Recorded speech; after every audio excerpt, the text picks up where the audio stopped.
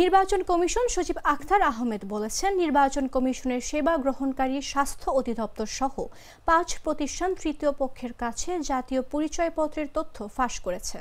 প্রাথমিক তদন্তে এর প্রমাণ পেয়েছে ইসি।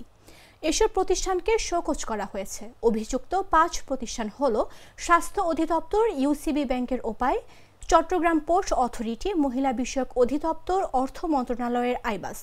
সকালে আগারগাঁওয়ের নির্বাচন ভবনে এনআইডি যাচাই সেবা গ্রহণকারী প্রতিষ্ঠানগুলোর সঙ্গে মতবিনিময় সভা শেষে সাংবাদিকদের এ তথ্য জানান তিনি।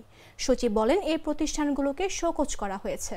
প্রতিষ্ঠানগুলোর অসতর্কতায় না ইচ্ছাকৃত এটা হয়েছে তা খতিয়ে দেখা হচ্ছে।